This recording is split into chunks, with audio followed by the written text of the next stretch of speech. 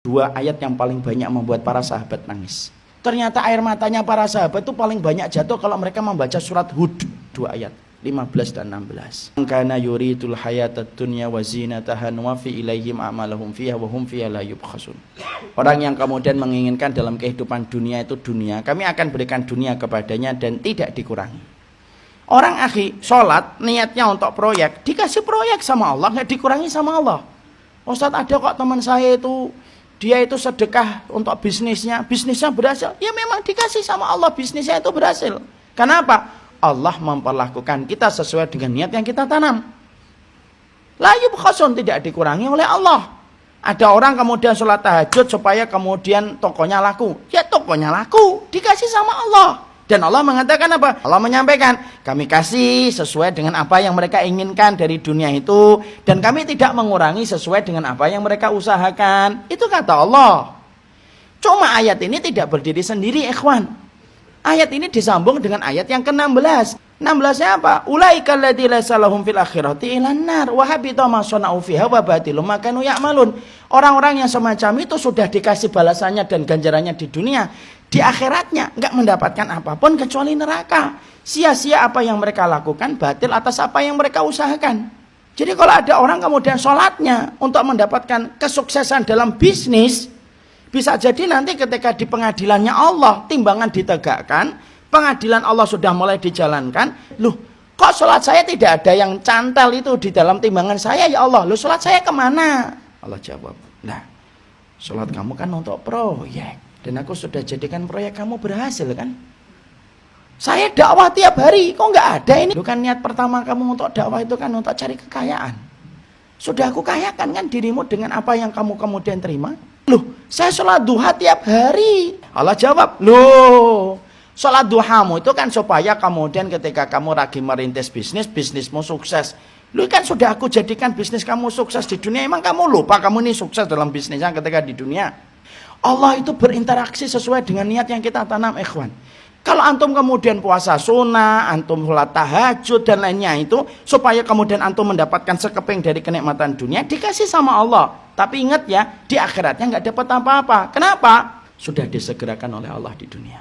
Makanya sampai-sampai para sahabat Nabi itu kalau makan kurma nangis. Kalau ditanya kenapa nangis? Dua sebab.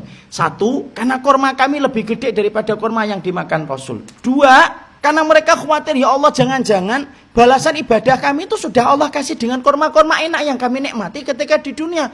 Jangan-jangan di akhiratnya sudah tidak ada lagi balasan. Saking sensitifnya sama cinta akhirat itu sampai perkara kecil itu dipikirkan mendalam oleh mereka. Kalaupun antum meniatkan ibadah ini untuk akhirat, pasti dapat kok dunia itu. Kenapa gitu Ustaz? Karena properti akhirat itu harganya tidak terbatas. Luar biasa mahal. Kalau yang mahal aja antum dapat, apalagi properti dunia yang harganya recehan dibandingkan dengan kenikmatan akhirat, yaitu surga. Jangan-jangan kita itu selama ini ibadah tapi cita rasanya cita rasa dunia. Kalau orang jatuh cinta sama dunia itu enggak.